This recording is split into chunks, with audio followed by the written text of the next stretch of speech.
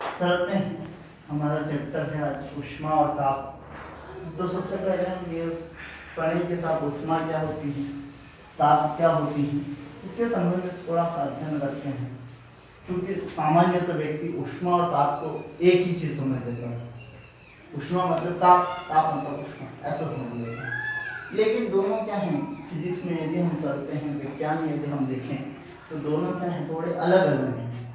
तो क्या क्या है, तो ऊष्मा एक प्रकार की ऊर्जा है। कौन सी?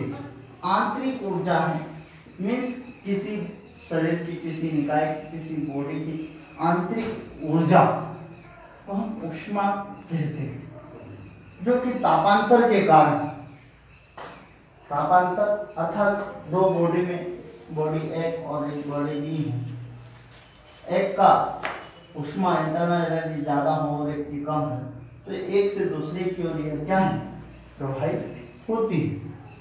मिस ऊष्मा हमने समझ लिया कि ऊष्मा क्या है, आंतरिक ऊर्जा है, किसी बॉडी की, किसी निकाय की आंतरिक ऊर्जा है, जो तापांतर मिस ताप में अंतर के कारण एक बॉडी या एक निकाय से दूसरी बॉडी या निकाय की ओर प्रवाहित होती है।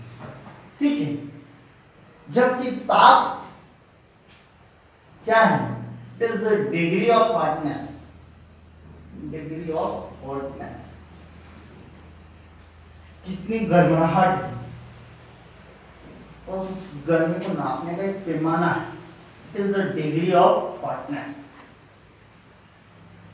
किसी ऊष्मा को किसी पैमाने में नापना हो तो उसको हम किसके, टेम्परेचर के माध्यम से ऊष्मा को नाप सकते हैं, राइट।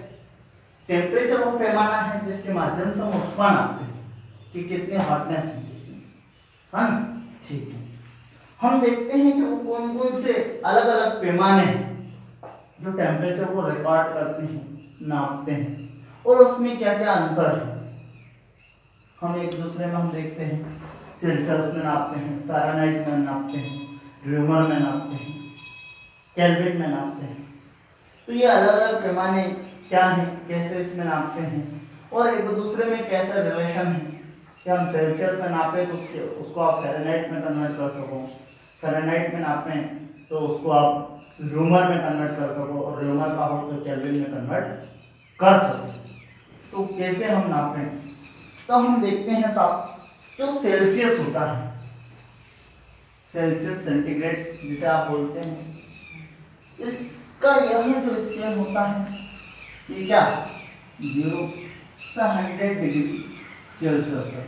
में 0 से लेके 100 तक का जो ताप है उसको हम नाप सकते हैं, ठीक है। तो मिनिमम शुरू कहाँ से होता है इसका, 0 से होता है। तो आप जहाँ से स्केल शुरू होती है उसको माइनस, तो सेंटीग्रेड माइनस 0 मीन्स 0 ही रहेगा। और ये एक एक खंड कितने होते हैं, यहाँ पे 100 होते हैं, तो टोटल कितने हो गए, 100, ठीक है। सेंटीग्रेड पैमाने के अंतर्गत जो इसका फ्रीजिंग पॉइंट है, अर्थात वहां न्यूनतम ताप जिस पर कोई वस्तु क्या है, जमना शुरू कर देती है, जम जाती है, फ्रीज हो जाती है, उसे हम उसका फ्रीजिंग पॉइंट बोलते हैं। तो सेंटीग्रेड या सेल्सियस में वो पॉइंट क्या है, 0 डिग्री। वह मैक्सिमम ताप, वह ताप जिस पर कोई वस्तु क्या है, अपने द्रव अवस्था से वाष्प में परिवर्तित होने लगती है, राइट। उसको हम क्या बोलते हैं, उसका बॉइलिंग पॉइंट बोलते हैं, ठीक है। तो बॉइलिंग पॉइंट इसमें क्या है, 100 डिग्री सेल्सियस, इसलिए हमने इसे 0 और इसका 100 दिया हुआ, ठीक है। अब हम देख रहे हैं एक एक खंड किसमें, एक एक पॉइंट में टूटा हुआ, और वो इतने कितने 100 खंड है, इसलिए हमने 100 रखा, ठीक है। इसी प्रकार हम फ़ारेनहाइट स्केल में चलते हैं। जो फ़ारेनहाइट स्केल में हम देखते हैं 180 अर्थात 32 डिग्री से शुरू होकर फ़ारेनहाइट का जो तापमापी होगा, इसका जो सबसे निचला हिस्सा होगा वो 32 फ़ारेनहाइट होगा, और जो सबसे ऊपरी हिस्सा होगा वह 212 फ़ारेनहाइट होगा। मीन्स कोई वस्तु जो फ्रीज होगी वो 32 फ़ारेनहाइट की होगी, कोई उबलेगी तो 212 फ़ारेनहाइट। ठीक है, तो फिर हम देखते हैं कि इसके बीच की गैप कितनी है। तो 212 में से जब 32 जाएंगे तो 180 बचेंगे।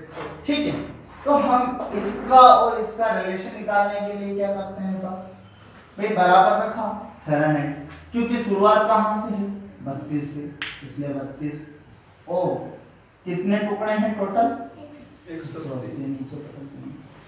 ठीक है, चीज समझ में आई आपको, है ना? क्योंकि सभी के मैं आपको रिलेशन बताना चाहता हूँ कि कैसे सेंटीग्रेड, फ़ारेनहाइट, ह्यूमर और केल्विन में हम रिलेशन निकालते हैं, वो रिलेशन हम देखेंगे। ठीक है, आगे हम चलते हैं साहब तीसरी स्केल।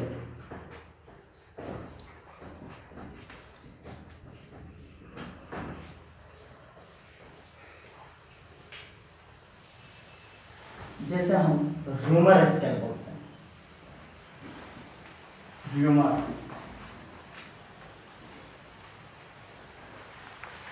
ये भी एक पैमाना है। इसका जो निम्नतम टेम्परेचर होता है वो 0 और मैक्सिमम क्या है 80 डिग्री ह्यूमर। ह्यूमर से नॉट करते मिस R -0 और एक डिग्री से अलग है, सोर्स ग्रुप डिफरेंस कितना है 80, इसलिए हमने 80 रख दिया। नेक्स्ट चलते हम केल्विन पैमाना, क्योंकि केल्विन में भी ताप को नापते हैं हम, जो केल्विन पैमाना है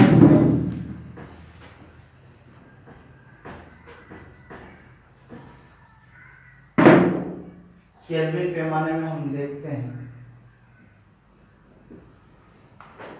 सबसे नीचे होता है 273 डिग्री केल्विन और 373 डिग्री केल्विन। 273 डिग्री केल्विन में 0 डिग्री सेल्सियस। ठीक है, ये सबसे लोवेस्ट पॉइंट है और सबसे लोवेस्ट पॉइंट मींस के -273। इन दोनों के बीच का कितना है, एक पॉइंट डिफरेंस करेंगे तो 100 है, राइट? ये 100 हम यहाँ पे रख देंगे। ठीक है,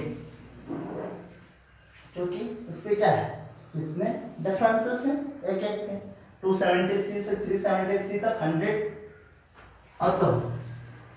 अब हम इसके रिलेशन निकालते हैं, क्योंकि यहाँ से एक प्रश्न बनता है हमेशा कि 10 डिग्री सेंटीग्रेड को फ़ारेनहाइट में बदलिए, 10 डिग्री सेंटीग्रेड को केल्विन में बदलिए, हम कैसे बदलेंगे उसको? तो हम देखते हैं यहाँ पे, क्योंकि ये -0 है मिस कोई मतलब नहीं, 100 ऐसा लिख सकते हैं।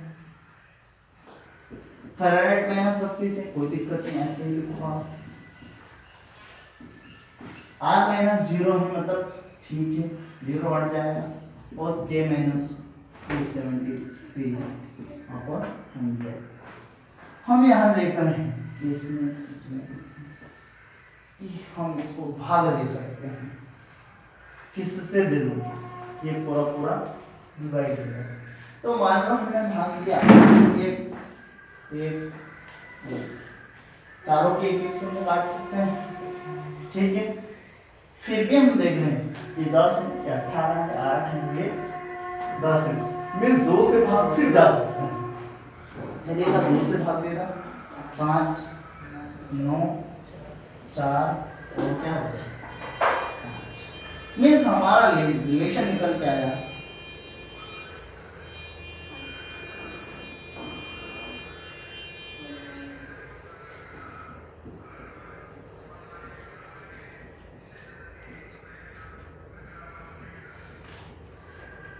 ठीक है।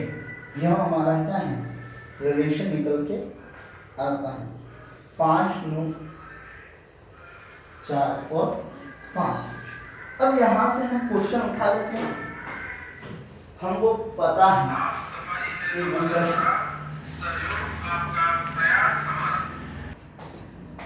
यहाँ पे हम एक प्रश्न सॉल्व करते हैं साहब कि कैसे सेल्सियस में यदि दिया जाए तो हम फ़ारेनहाइट में बदलेंगे। तो सेल्सियस में हमको रिलेशन पता है C/5 बराबर 1 - 32/9 लिखते हैं। राइट। ये हमारा रिलेशन आया हुआ, ये हमको याद रखना है। और कभी आ गया कि आपको 5 डिग्री सेल्सियस से 0 डिग्री सेल्सियस को फ़ारेनहाइट में कितना बोलते हैं? 0 डिग्री सेल्सियस दिया, 0 डिग्री सेल्सियस बराबर फ़ारेनहाइट इक्वल टू क्या होगा? तो हम 0 डिग्री का मान यहाँ पर, ठीक है, 0 में 5 का भाग देने जाएगा ही, 0 या 1 माइनस 32 अपॉन, ये इधर आ गया। अगर किसी का 0 में गुणा होता तो 0 बनता है, तो ये 0 इक्वल टू 1 माइनस 32। अगर ये इधर आया ये बराबर कितना? 32 में 0 डिग्री बराबर कितना?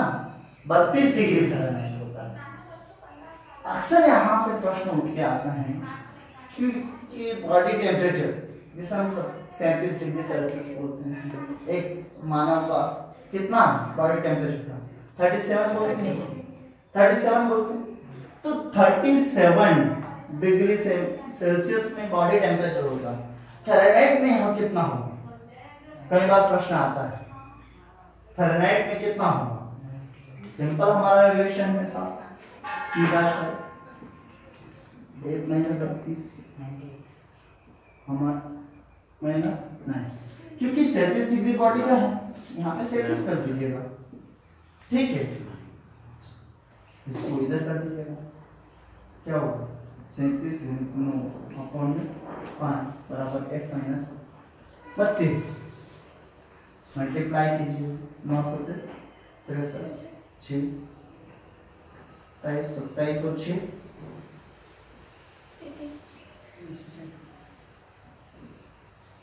भाग दीजिए, कितना होगा? 5 30 6 3 5 30 6 6 6, ठीक है। 5 30 3 बचा, 5 30 66.6 बराबर हम करते हैं 1 माइनस 32। 1 बराबर क्या होगा? 32 इधर आ जाएगा, 66 प्लस 6 प्लस, तो क्या हुआ? 0.6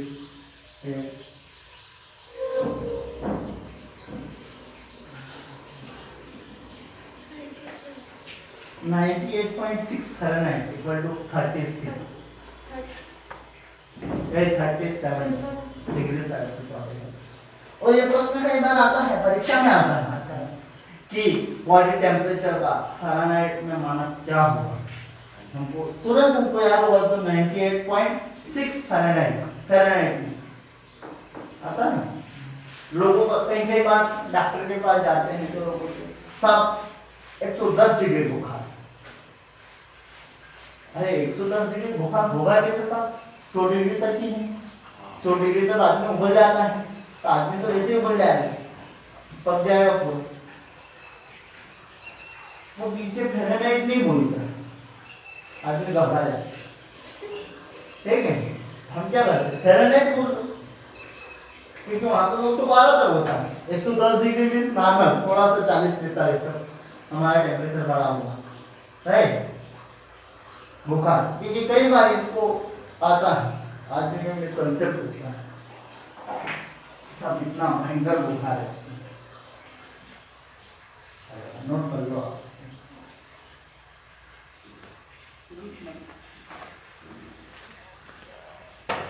देखते हैं आगे, हमने यहाँ देखा सब टेम्परेचर को हमने अलग अलग डिग्री में नापते हैं और कैसे एक को दूसरे में परिवर्तित कर सकते हैं, ये देखते हैं। अब हम देखते हैं कि ऊष्मा की मात्रा क्या क्या है, किस किस में इसको नापा जाता है। तो सामान्य जो ऊष्मा है वो भी क्या है? एक प्रकार का एनर्जी है, ऊर्जा है, और ऊर्जा को किस में? जूल में नापते हैं। किंतु यहाँ एक यूनिट और है जिसका नाम है कैलोरी।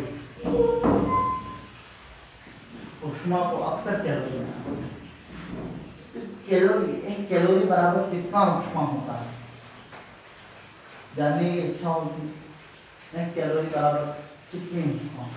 तो सामान्यतः कहा जाता है कि 1 ग्राम जल का मान तापमान 1 डिग्री सेल्सियस बढ़ाने तक जितनी ऊष्मा की आवश्यकता होती है वह ऊष्मा कितने 1 कैलोरी की बराबर होती है। ठीक है, क्या 1 ग्राम जल का तापमान 1 डिग्री सेंटीग्रेड तक बढ़ाने के लिए जितनी ऊष्मा जितने ताप की आवश्यकता होती है उसे हम 1 कैलोरी के नाम से जानते हैं। लेकिन अंतरराष्ट्रीय स्तर पे क्या है, अंतरराष्ट्रीय या इंटरनेशनल लेवल पे हम देखते हैं, वहां पे कहा गया है कि 1 ग्राम जल का ताप 14.5 डिग्री सेल्सियस से 14.5 डिग्री सेल्सियस से 15.5 डिग्री सेल्सियस है, वही 1 डिग्री सेल्सियस पर ताप बढ़ाने पर जितनी ऊष्मा आवश्यकता होगी वह 1 कैलोरी के बराबर। राइट, मीन्स क्या कहा गया है इंटरनेशनल लेवल पे, इंटरनेशनल का लेवल पे कहा गया कि 1 ग्राम जल का जो ताप है 14.5 डिग्री अर्थात 14.5 डिग्री सेल्सियस से 15.5 डिग्री सेल्सियस तक बढ़ाने के लिए जितनी ऊष्मा जितने ताप की आवश्यकता होती है उसे हम 1 कैलोरी के नाम से जानते।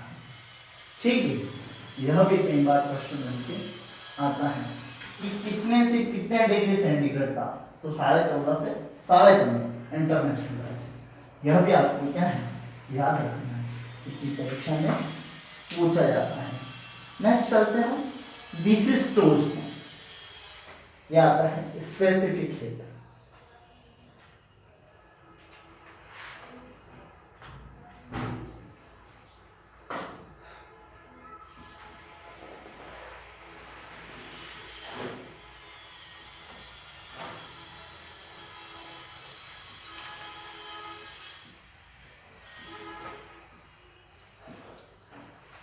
विशिष्ट ऊष्मा या बोलो आप स्पेसिफिक हीट क्या होता है, यह प्रश्न कई बार आता है। तो किसी भी पदार्थ में, कोई सा भी पदार्थ में, जरूरी नहीं कि जब है ना लोहा हो तांबा हो पीतल, कोई भी पदार्थ, किसी भी पदार्थ का विशिष्ट ऊष्मा से अभिप्राय है उस पदार्थ का एकांक द्रव्यमान, मीन्स 1 ग्राम एकांक द्रव्यमान का ताप 1 डिग्री सेंटीग्रेड तक बढ़ाने के लिए जितनी ऊष्मा की आवश्यकता होती है उसे उस पदार्थ की विशिष्ट ऊष्मा के नाम से जानते हैं। क्या एक बार और बता देता हूँ, स्पेसिफिक हीट या विशिष्ट ऊष्मा अर्थात किसी भी पदार्थ की विशिष्ट ऊष्मा से अभिप्राय है उस पदार्थ के एकांक द्रव्यमान पर एकांक ताप बढ़ाने के लिए या 1 ग्राम पदार्थ का 1 डिग्री सेंटीग्रेड ताप बढ़ाने के लिए जितनी ऊष्मा की आवश्यकता होती है वह उस पदार्थ का विशिष्ट ऊष्मा कहलाती है या स्पेसिफिक कहलाती है। आपने कई बार वो फार्मूला सुना है, थीटा इक्वल टू एम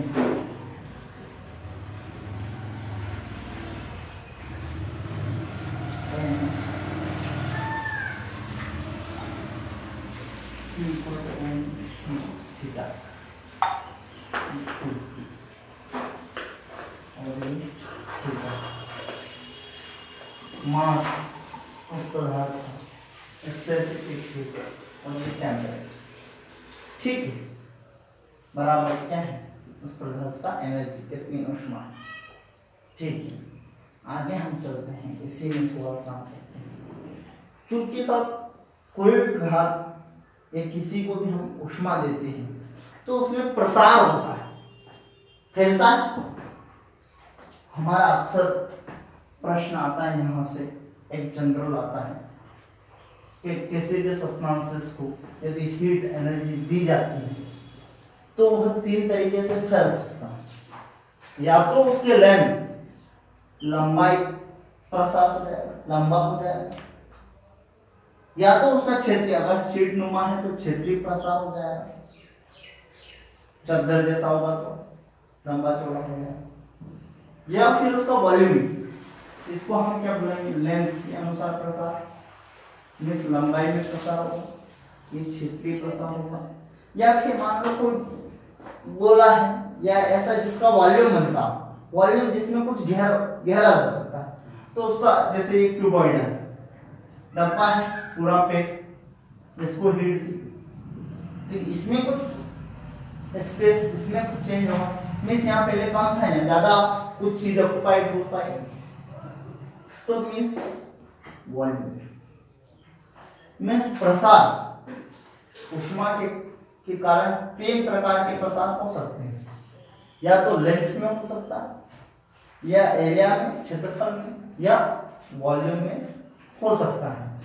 तो इसे हम रेखीय प्रसार, यदि लेंथ में होगा तो उसे हम क्या कहेंगे, रेखीय प्रसार के नाम से जानते हैं, तथा इसे अल्फा के रूप में डिनोट करते हैं, राइट। यदि हम इसे क्षेत्रफल के रूप में प्रसार होगा तो इसे हम क्षेत्रीय प्रसार,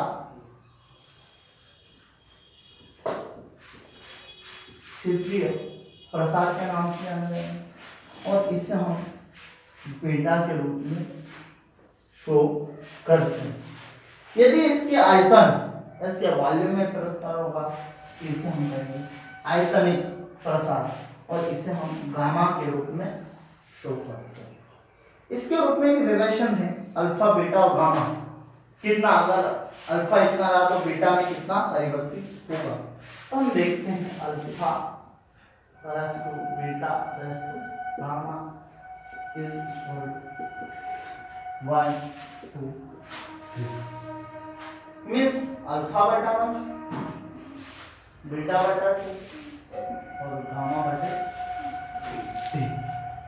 ठीक है, ये हमारा रेखीय प्रसार है, ये हमारा क्षेत्रीय प्रसार है, और ये हमारा आयतनिक प्रसार है। यदि क्षेत्रीय प्रसार दे रखे और रेखीय पूछे तो आप बता पाएंगे, ठीक है, कैसे, रिलेशन आप लिख सकते हो। यदि हमें रेखीय प्रसार दें और क्षेत्रीय प्रसार पूछे तो हम लिख सकते हैं, अर्थात क्यों, क्योंकि हम जानते हैं कि अल्फा बटा 1 इज इक्वल टू बीटा बटा 2। यदि अल्फा दे दिया कि रेखीय प्रसार 1 मीटर हुआ मान लो कुछ, तो आप बीटा निकाल सकते हो, बीटा इक्वल टू क्या हो जाएगा, 2 मींस 2 होगा, राइट, निकाल लोगे, ठीक है।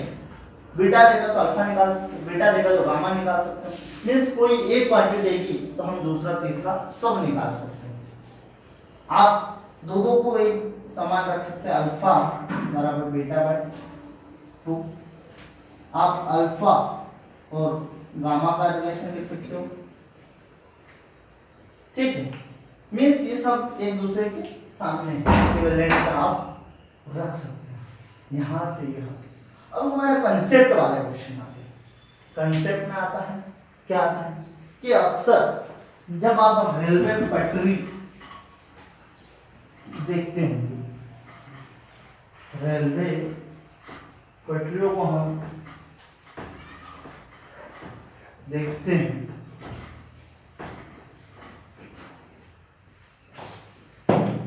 दो पटरियों के मध्य यहाँ पे देखना ऐसे गैप बने रहती है। क्या कारण है, क्यों गैप बनी? क्योंकि गर्मी के सीजन में ताप बढ़ता है, और ताप के कारण क्या है, इसमें रेखीय प्रसार हो, लंबाई में वृद्धि होगा। तो यदि ये पास पास में होती तो दोनों पटरियों में प्रसार होता, तो ये पटरी झुक जाती, टेढ़ी हो जाती, किंतु गैप देने से क्या है, प्रसार होगा, तो ये सीधे इस गैप तक फिलअप हो जाएंगे, ठीक है, जिससे पटरियां टेढ़ी ना हो। ये चीज समझ में आई। और पहला प्रश्न ये कि रेलगाड़ी की पटरियों के मध्य स्पेस क्यों छोड़ा जाता है?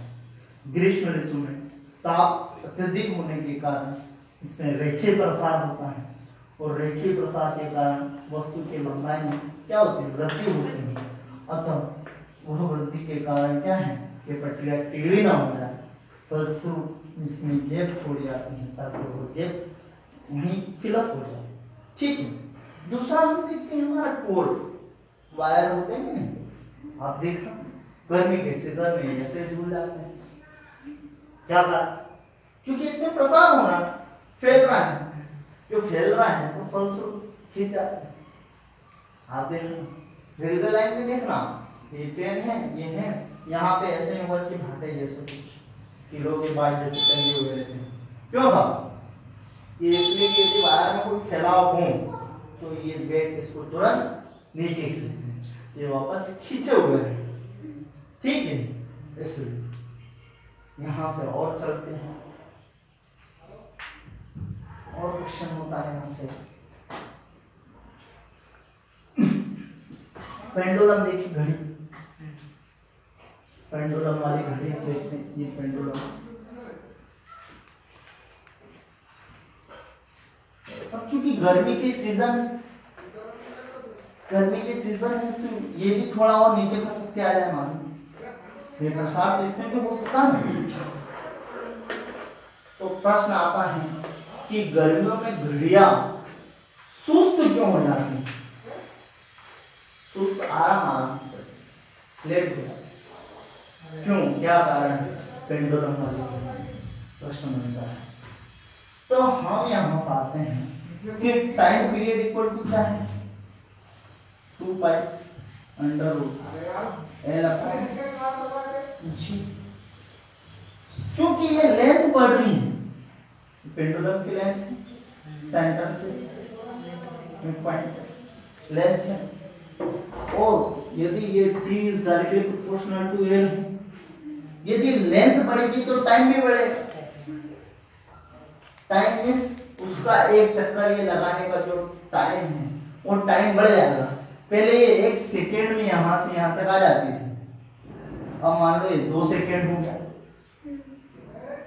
अब ये पहले 1 सेकेंड में आती थी, अब 2 सेकेंड में हो गया। जैसे ही 1 सेकेंड या 60 बार ऐसे घूमती थी तो कांटा खर्च से मिनट वाला एक खाना पार कर जाता। अब मान लो ये 60 सेकेंड की जगह 120 सेकेंड में 60 राउंड लगा तो कांटा क्या है, 1 मिनट आगे बढ़ेगा। उसको तो ऐसा है ना कि 60 राउंड पूरे हो तब तेरे को एक आगे बढ़ना है, तो घड़ी क्या होगा? प्रश्न ये भी कई बार कंसेप्चुअल क्वेश्चन, बहुत डेप्थ का क्वेश्चन, कई बार एक क्वेश्चन आता है, अक्सर लोग बच्चे गलत करते हैं। क्यों? क्योंकि पेंडुलम के साइज बढ़ जाते हैं, साइज बढ़ जाते हैं, टाइम पीरियड बढ़ जाता है, टाइम पीरियड बढ़ जाता है तो घड़ियां सुस्त हो जाती है, अक्सर होता है। इसलिए ये जो पेंडुलम बनता है ना, ऑथेंटिक धातु जिसमें ऐसा प्रसार कम हो हीट का, ऐसे धातु का उपयोग। ठीक है, आगे हम चलते हैं और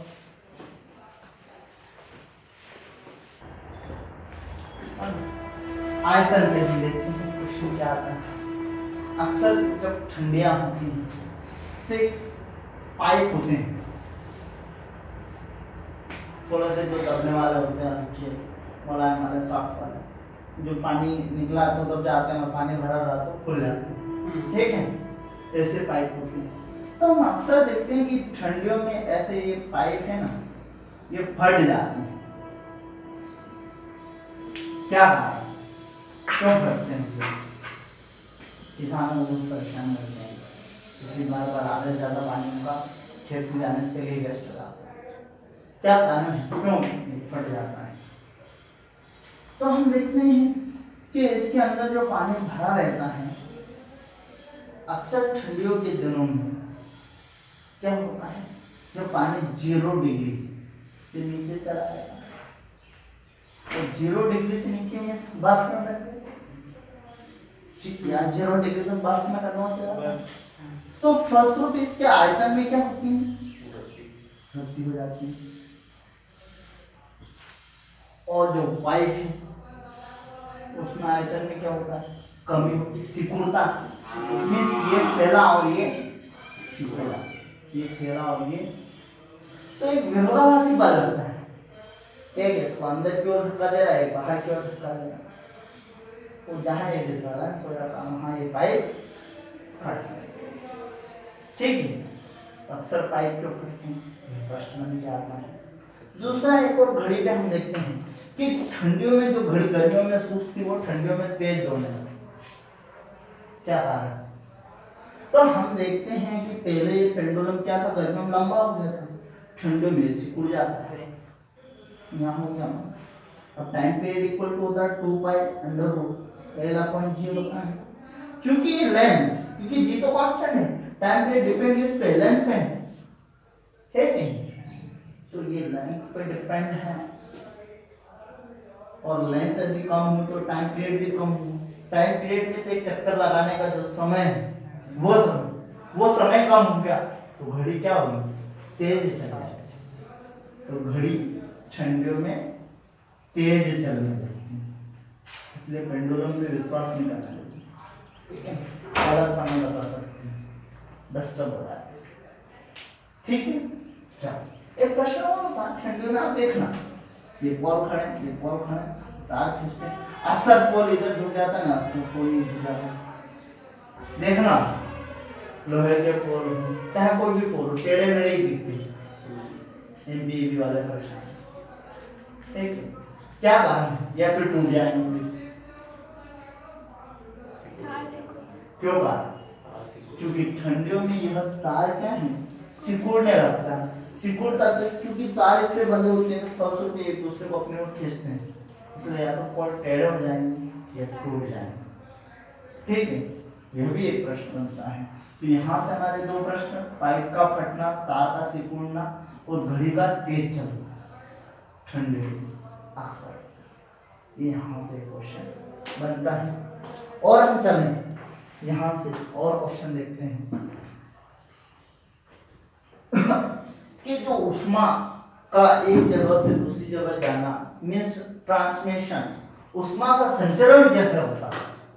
कोई ऊष्मा जाती भी तो है, हम देखते हैं लोहे का पाइप चूल्हे में डाल दिया, एक सिरा, तो ये लोहे का पाइप एक चूल्हे में डाल दिया, गर्म आग लगी यहाँ पे डाल दिया, पता पड़ा ये यहाँ से गर्म होते होते अपने हाथ तक गर्म हो गया। क्यों गर्म हो? फिर डाला था हमने ये वाला हिस्सा, तो ये वाला कैसे गर्म होगा? दूसरा, आप तपेली लो ठंडे चूल्हे पे, बर्नर पे रख दो, बर्नर लाल, ठीक है, ये चूल्हे पर रख दिया हमने। आप देखना ये पानी भरा हुआ आपने ऊपर वाला, तो भाई नीचे वाला पानी गर्म होना चाहिए, क्योंकि नीचे वाला आग से लगा हुआ, ऊपर वाला गर्म क्यों हो जाता है? ठीक है। या हम ठंडे हम देखते हैं बहुत धूप सेक रहे, क्यों? बोलो गर्मी मिल जाए, क्यों, कैसे मिले? तो ऊष्मा का संचरण कैसे होता है? और पिछली बार पीएससी पे यहाँ से क्वेश्चन था, ये 17 का प्री का पेपर देखो तो यहाँ से प्रश्न था, कैसे? समय भी मैंने क्लास में ही पढ़ाया था। तो हम कहते हैं कि ऊष्मा के संचरण की 3 विधियां, 3 अलग अलग विधियां हैं, जैसे हम अलग अलग नामों से, अर्थात चालन विधि, संवहन विधि और विकिरण विधि के नाम से हम जानते हैं। सबसे पहले हम चलते हैं चालन विधि, जिसे हम इंग्लिश में कंडक्शन, चालन में चलना, ठीक है। तो हम देख रहे थे कि ये जो चालन विधि स्पेशली जो ठोस जो होते हैं उसमें पाई जाती है। जैसे हमने कहा कि लोहे के रॉड हैं, इसको हमने आग में रखा, एक सिरा रखा तो दूसरा सिरा गर्म हो जाता है। इसमें एक्चुअली क्या है, ये लोहे के सिरे से यहाँ के जो एटम्स होते हैं, मॉलिक्यूल्स होते हैं, वो गर्म होते हैं, और वो जब गर्म होते हैं, वाइब्रेट होने लगते हैं ऐसे, तो वो अपनी ऊष्मा किसको देते हैं? पड़ोसी को दे देते हैं। ये ऊष्मा पाके ये वाइब्रेट होने लगेगी, अपनी ऊष्मा पड़ोसी को दे देते हैं। ये अपने ऐसा पड़ोसी को, ये प्रोसेस चलती रहती है, और हम देखते हैं कि अंतिम रूप से अंतिम जगह चला जाता है। मीन्स यह चालन विधि में क्या, एक मॉलिक्यूल अपने पड़ोस वाले मॉलिक्यूल को क्या है, अपनी हीट एनर्जी ट्रांसफर करता रहता है, और इस रूप में यह जो संपूर्ण रॉड है, ये जो पूरी रॉड है, क्या है, गर्म हो जाता है, ठीक है। दैट इज कंडक्शन, चालन विधि के द्वारा, क्योंकि प्रश्न कई बार आते हैं, और ये स्पेशली कैसे ठोस, द्रव में भी एप्लीकेबल है। ठीक है, नेक्स्ट हम करते हैं साहब चालन के बाद कन्वेंशन, या हम कहें कि संवहन। संवहन यह विधि द्रव और गैस, द्रव और गैस के मॉलिक्यूल को हीट करने के लिए काम में आती है। क्या, कैसे, हम इसका एप्लीकेशन देखेंगे। हम देखेंगे ये तब पहला यहाँ उष्मा दी, यहाँ हीट दी, यहाँ पे पानी भरा हुआ है, ठीक है, वाटर मॉलिक्यूल। हम देखते हैं कि यहाँ जब हम उष्मा देते हैं तो जो पोर्शन गर्म होता जाता है वो मॉलिक्यूल ऊपर चला जाता है, और ऊपर का जो ठंडा मॉलिक्यूल है इसके लिए चूंकि जगह खाली हो गई तो वो नीचे आ जाता है, और ऐसे लगातार चलता जाता है। तो एक समय ऐसा आता है कि पूरा गर्म है, ठीक है। मिस जो ठंडा मॉलिक्यूल है वो ऊपर से नीचे जाए और गर्म मॉलिक्यूल ऊपर से नीचे जाए। ये तो सब पानी में हो गया, द्रव में बता दिया। गैस में कैसे होगा साहब? तो आप जल समीर पढ़ते होंगे, थल समीर पढ़ते होंगे, हवाओं पर चलना पड़ता होंगे। कैसे साहब? मैं ज्योग्राफी में इसको बताऊंगा जब थोड़ा सा चक्रवात वगैरह का पता हो उस समय। जल समीर या थल समीर आप ऐसे देखते होंगे, भाई गर्मी रही धूप के समय तो यहाँ का जो पानी है गर्म हो जाए, और यहाँ पे क्या है तो ठंडा है। फलस्वरूप जो वायु है, जो गर्म वायु है वो क्या करेगी, ऊपर उठ जाएगी गर्म होने के बाद, और ये ठंडी वायु क्या करेगी, नीचे दबेगी। तो वायु, ये वायु ऊपर उठ के इधर जाएगी और ये वायु नीचे, ठीक है। रात्रि में हम देखते हैं क्या देखेंगे, अलग, क्योंकि ये तो गर्म है, ये गर्म और ये ठंडा हो जाता है। जब रात्रि ज्यादा ठंडा हो जाता है तो इसके कंपैरिजन में ये ज्यादा ठंडा, तो फलस्वरूप वायु इधर से उतरेगी और इधर चढ़ जाएगी, इधर से ऊपर, ठीक है। तो इस प्रकार पवनों में ऐसा होता है, गति मानसूनी पवन इधर से उधर क्यों जाती है, भाई इसी रूप में ताप दाब के अंतर के कारण वहाँ प्रभावित होने लगती है, ठीक है। तो हम जल समय देखेंगे, हम थल समय देखेंगे, हम वायु धाराओं के भाव को देखेंगे, ये क्यों कैसे होता है। ये सब संवहन विधि के कारण होता है। संवहनी वर्षा बोलते हैं, टॉपिक आएगा पढ़ाऊं होना, संवहनी वर्षा क्या है, तो उस समय यहाँ पे हम देखेंगे। तीसरा हम देखते हैं एक होता है रेडिएशन। क्या होता है रेडिएशन या विकिरण।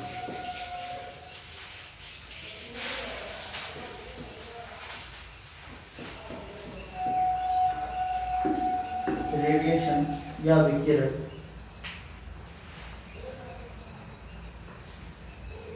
इसमें हम देख रहे हैं ये जो माध्यम है उष्मा का, इसमें कोई मीडियम की आवश्यकता नहीं होती, वो माध्यम की आवश्यकता नहीं होती किसी को गर्म करने के लिए, किसी को ठंडा करने के लिए। जैसे सूर्य ऊपर है अंतरिक्ष में हम देख रहे हैं, और यहाँ से जब अर्थ तक आता है तब तक कोई एयर वगैरह ये नहीं, मीन्स कोई मीडियम नहीं है ट्रेवल करने के। जब भी कोई यहाँ कोई वस्तु जो उसको क्या करती है गर्म, मीन्स इसको जाने के लिए किसी माध्यम की आवश्यकता नहीं। जैसे यहाँ पानी रखा, यहाँ हवा रखा, ठोस रखा, और उसके माध्यम से ऊपर चला गया। यहाँ पे लिक्विड था और उसके माध्यम से चला गया, एयर था एयर के माध्यम से जा रहा था। यहाँ पे तो कोई एयर है ना वाटर है, कुछ भी नहीं, फिर भी उसमें यहाँ से निकल के इस बॉडी को हीट कर देती है। यह जो तकनीक है, यह जो प्रोसेस है ऊष्मा संचरण की विधि, किसी माध्यम की आवश्यकता नहीं होती है। बावजूद क्या है, किसी बॉडी को हीट करना मीन्स गर्म करना, या कोई हीटिंग बॉडी, कोई ऑलरेडी ऊष्मा है जिसमें, और वो अपने ऊष्मा क्या एनवायरनमेंट को छोड़ती है, जो गर्म है वो ठंडा होगा, ठंडा होने के लिए क्या वो अपनी जो एनर्जी है वो बाहर इमिट करेगी, बाहर इमिट करने के लिए उसे किसी माध्यम की आवश्यकता नहीं होती। और इसे ही हम क्या विकिरण विधि के नाम से जानते हैं। ठीक है, क्योंकि ये तीनों प्रोसेस बड़ी काम की हैं और यहाँ से प्रश्न आता है कि कौन सी विधि से ये चीज गर्म होगी, सूर्य से हो रहा तो कौन सी विधि, जल को हम गर्म कर रहे तो कौन सी विधि, प्राण को गर्म कर रहे तो कौन सी विधि। तो चालन, संवहन और विकिरण ये तीन विधियां हैं जिसके माध्यम से क्या है, कोई भी वस्तु क्या है ऊष्मा का संचरण करती है। ठीक है।